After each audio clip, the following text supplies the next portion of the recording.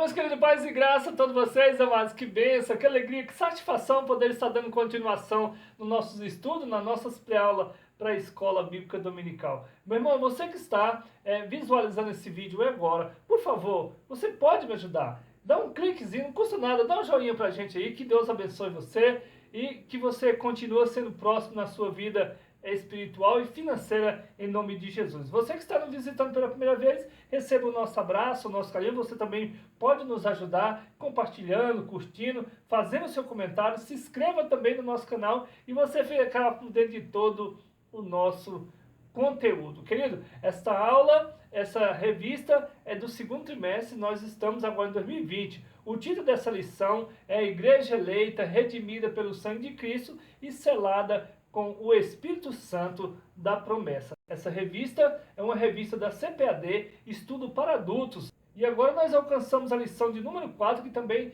tem o título A Iluminação Espiritual do Crente.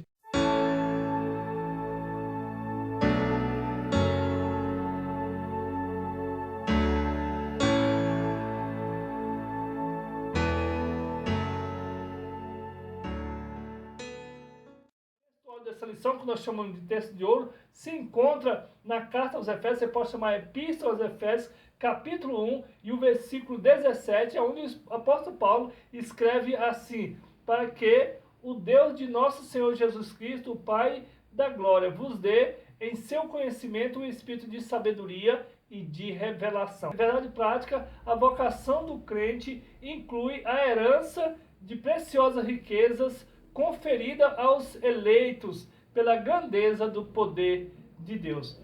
Os versículos bíblicos para a leitura bíblica em classe se encontram na carta aos Efésios, capítulo 1, versículo 15 ao 23. Nós não vamos ler para ganhar tempo aqui no vídeo, mas você pode estar aí lendo aí na sala de aula com os seus alunos. O objetivo geral, o comentarista ele diz assim: esclarecer a dimensão de nossa chamada, as riquezas da herança divina e a grandeza do poder de Deus. Os objetivos específicos são 3. O primeiro tópico, destacar a vocação e as riquezas da glória inclusas na herança divina. O segundo tópico, salientar a grandiosidade do poder divino que opera em favor dos crentes. Terceiro tópico, expressar o exemplo de exaltação em Cristo. O ponto central dessa lição, o comentarista diz assim: a herança de preciosa riqueza espirituais conferida aos eleitos faz parte da vocação do crente. Aqui na introdução, o comentarista ele diz assim: ainda no primeiro capítulo, o apóstolo Paulo inicia uma longa sentença assim dividida. Ele diz aqui: ação de graça, oração intercessora e confissão e louvor e exaltação, né? O apóstolo Paulo está orando, está intercedendo e está também fazendo aqui uma exaltação para que nós viemos também adorar o Senhor. E ele continua dizendo aqui: nessa sentença somos exortados a louvar o Senhor pela a nossa eleição, buscar a iluminação do Espírito Santo para compreender a dimensão de nossa chamada e herança divina, bem como entender a grandeza do poder de nosso Deus. Então, aqui é maravilhoso, querido, o que o apóstolo Paulo está nos escrevendo. Queridos, então nós vemos acompanhando aí a carta aos Efésios, né? Nós vemos que desde o primeiro capítulo o apóstolo Paulo vem falando que ele escreveu essa carta, que ele estava intercedendo e que ele também estava preso em Roma quando ele escreveu essa carta. Ele fala também que a data do ano 60, 62, né? Depois de Cristo. Então tudo isso aí nós já vemos acompanhando na carta ali aos Efésios. E também, queridos, nós vemos que o apóstolo Paulo ele se achava, ele se sentia como se ele fosse prisioneiro em Cristo, como ele era embaixador em cadeias, né? Vemos aqui o primeiro tópico, a esperança da vocação e as riquezas da glória. Veja aqui, queridos, o apóstolo ensina que os salvos precisam ser iluminados para compreender qual seja a esperança da sua vocação e a riqueza da glória da sua herança. Então, o apóstolo Paulo aqui, ele intercede, né, para que o crente, o salvo, venha entender, né, essa vocação, a esperança da sua vocação. Primeiro subtópico, a ação de graça e intercessão. Veja aqui que o apóstolo Paulo, ele está, né, fazendo essa oração em ação de graça aqui, né, intercedendo também pelos crentes. Ele diz aqui, o apóstolo se alegra em dar graças a Deus pela vida dos eleitos, veja só, e por todas as bênçãos espirituais recebidas, tais como a eleição, a predestinação, a filiação e o dom do Espírito Santo, querido. Olha só, que maravilha! E ele também intercede para que seja concedido aos seus leitores o espírito de sabedoria e de revelação, né? Para que o Senhor venha revelar, né? Venha dar um espírito de sabedoria aos crentes para que eles venham entender, né? Essa bênção de Deus, né? Paulo estava ciente, né? De quão maravilhoso é o Evangelho, mas ele tinha uma preocupação, porque esse Evangelho, para eles entenderem, né? Para nós entender, tinha que ter o ensinamento de Deus. Ele diz que era impossível, né, a pessoa, o crente, ter esse conhecimento se não for por Deus. Então, por isso, ele tinha essa preocupação, né? 1 Coríntios, capítulo 2, versículo 14 e 15, e olha só, e ele diz aqui, e por isso rogava que os crentes recebessem a capacidade de compreenderem, por meio do Espírito Santo, a esperança da chamada, as riquezas da herança e a grandeza do poder de Deus. Então, por isso, ele ficava rogando, né, pedindo para que os crentes viessem compreender, né, tivesse a capacidade de compreender, né, essa esperança, né, através do Espírito Santo, essa chamada, essa riqueza, a herança e a grandeza do poder de Deus. Segundo subtópico, a esperança da vocação. Veja só, em sua petição a Deus, Paulo intercede para que o Espírito Santo ilumine os crentes, a fim de saber qual seja a esperança da sua vocação. Então, ele intercede, pede a Deus, para que os crentes venham entender, né, qual seja a esperança da sua vocação. E assim eles seriam capazes de experimentar e conhecer profunda e espiritualmente o privilégio de ser vocacionado. Que ele queria que eles conhecessem isso espiritualmente, né? E veja só, podemos dizer que tal esperança divide-se em três aspectos. Veja só, aqui estava dividindo em três aspectos para que eles viessem entender.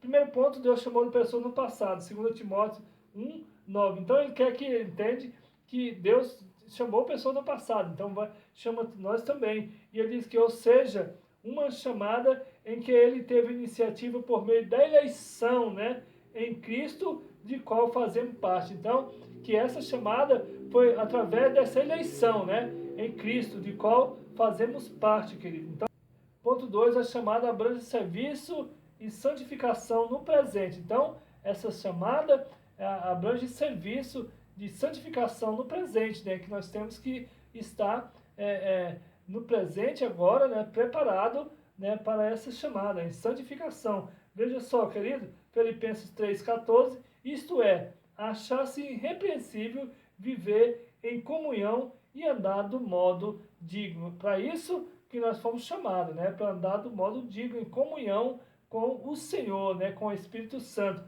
Carta aos Efésios, capítulo 1, versículo 4, capítulo 2, versículo 11 ao 18, capítulo 4 e versículo 1. E ele continua, então, aqui, né, o apóstolo Paulo. E aqui o terceiro ponto, a participação gloriosa no futuro, que eles venham entender também, que os crentes, né, que eles venham entender a participação gloriosa no futuro, não só nessa vida, mas no futuro também. Então, que venha também compreender a vida eterna e também essa esperança, né, de ver Deus face a face. 1 Coríntios, capítulo 13 e o versículo 12.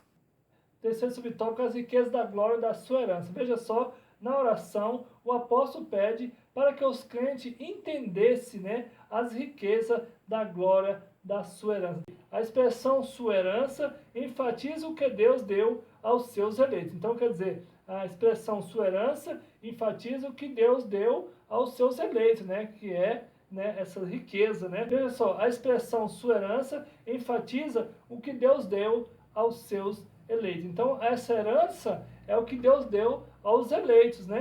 Já o termo riqueza refere-se às maravilhosas bênçãos que acompanham o plano de salvação, tais como o perdão dos pecados, a adoção de filhos e as bênçãos que são desfrutadas no porvir. Então, Essa riqueza se refere, né, a essas bênçãos tais quais, né, que são o perdão dos pecados, a doação de filhos, né, e as bênçãos que serão desfrutadas no porvir. Colossenses capítulo 1, versículo 27, 1 Pedro capítulo 1, versículo 4 e 5, né?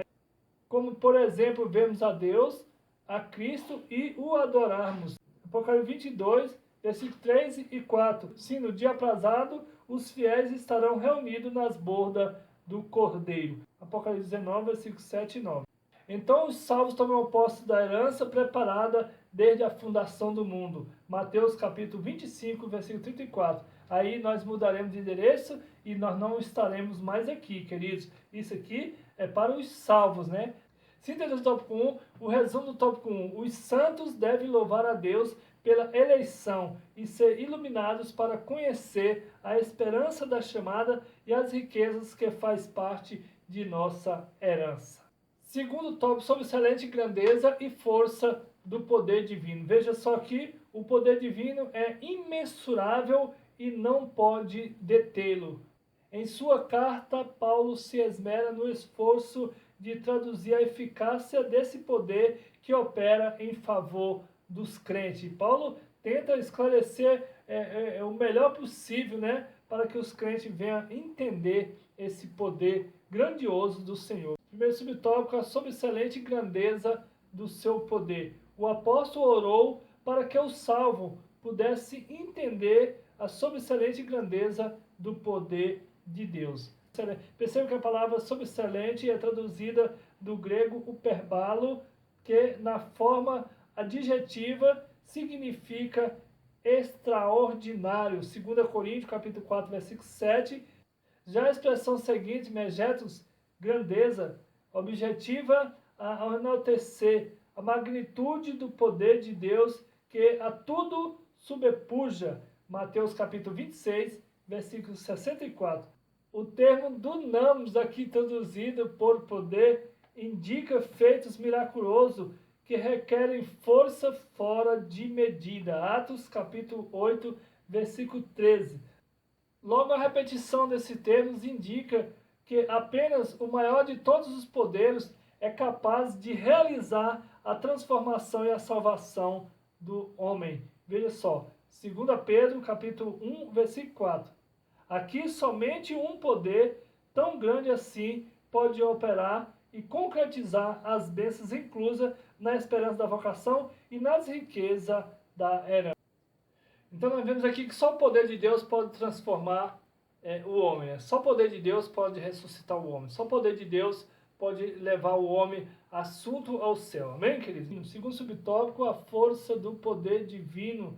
Na sentença, segundo a operação da força do seu poder, o apóstolo faz o uso de 3 vocábulos gregos concordes entre si. Veja só, o primeiro é a palavra operação, né, que é traduzido de energia e também significa eficácia, sinalizando a ideia do poder em atividade. Veja só, Colossenses capítulo 1, versículo 29. Segundo a expressão força, vem do termo kratos, que traduz a ideia de intensidade. E, finalmente, ischos, né, que indica o poder inerente de Deus. Evangelho de São João, capítulo 1, versículo 12, 2 Pedro, capítulo 2, versículo 11. A associação desses conceitos revela o poder potencial de Deus, que, inerente à sua natureza divina, opera em favor dos que creem. Para aprofundar essa impressionante descrição, Paulo apresenta 3 exemplos irrefutáveis. Da força desse poder. O primeiro, a ressurreição de Cristo. Segundo, a sua ascensão à direita de Deus no céu. Terceiro, sua elevação acima de todo o domínio. Síntese do tópico 2, o resumo do tópico 2, o poder de Deus é extraordinário e supera todo e qualquer poder. Esse maravilhoso poder opera no interesse de salvar a humanidade caída. Terceiro tópico, Cristo, o nosso exemplo de exaltação. Veja só, nesse ponto veremos 3 aspectos de exaltação de Cristo que atestam a grandiosidade do poder de Deus disponível também aos crentes. Então, esses poderes aqui estão disponíveis ao crente, disponíveis àquele santo, aquele escolhido, aquele que, né, está andando de acordo com a vontade do Senhor. Primeiro subtópico, Cristo, as primícias dos que dormem. Veja só, Paulo enfatiza que o poder de Deus se manifestou em Cristo ressuscitando dos mortos. Veja só, de fato o Novo Testamento descreve a ressurreição de Cristo como a obra do poder de Deus Pai. Então,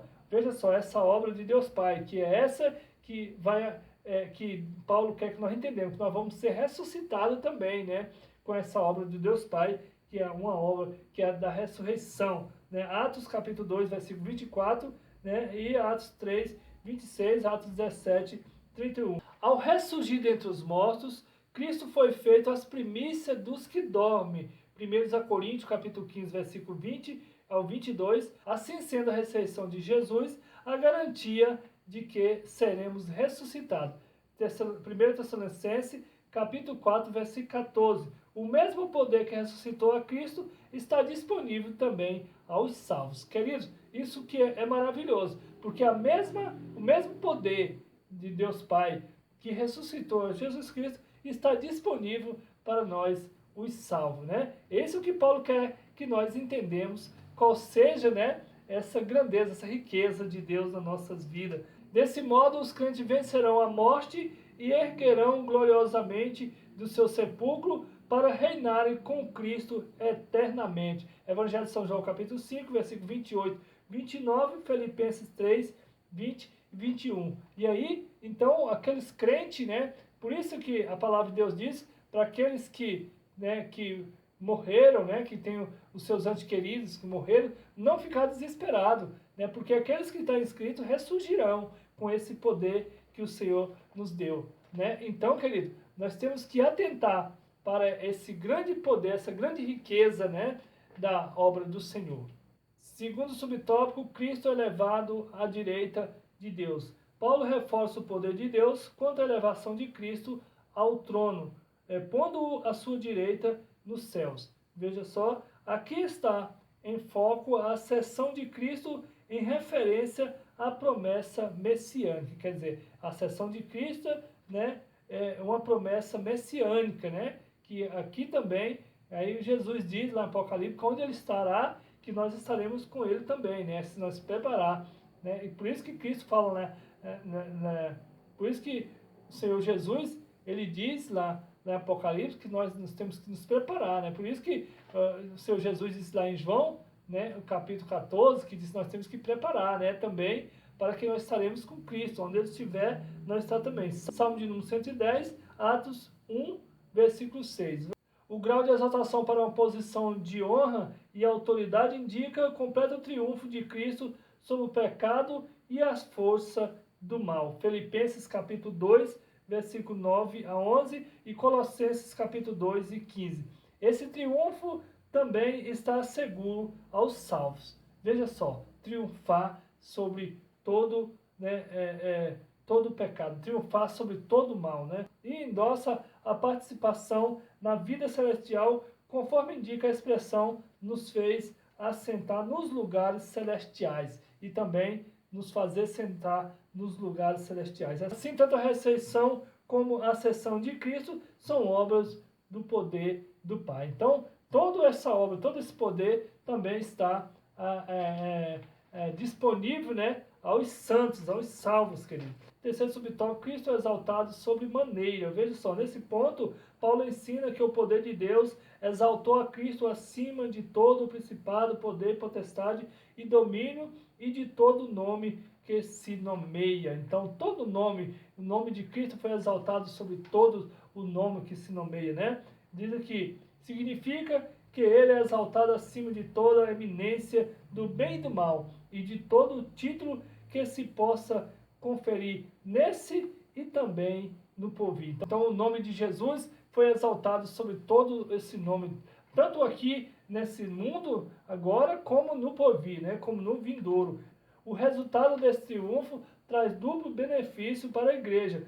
Primeiro, que Deus fez o cabeça da igreja, né? E segundo, que Deus designou a igreja para ser a expressão plena de Cristo. Isso significa que nenhum poder pode prevalecer contra a igreja do Senhor. Mateus capítulo 16, versículo 18. Então, queridos, nós vemos aqui que nenhum poder pode, né, prevalecer contra, né, a igreja do Senhor.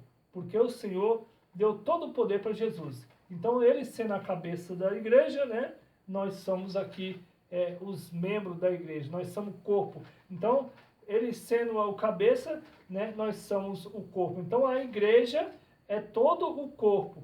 Então, para nós entender que nós só somos a igreja se nós estivermos no corpo. Senão, você é só um pedaço do corpo solto da igreja. A igreja é todo o corpo e Cristo é o cabeça desse corpo. Então, nós temos que estar na igreja. Só é a igreja quem estiver no corpo. Amém, queridos? Do tópico 3, o resumo do tópico 3. Tanto a ressurreição como assentar-se no céu está disponível aos crentes. E de semelhante modo, a glorificação por meio do grande poder de Deus. Queridos, terminamos aqui a aula de número 4, né? Que Deus abençoe. A paz do Senhor Jesus. Até a próxima aula, se assim o Senhor nos permitir.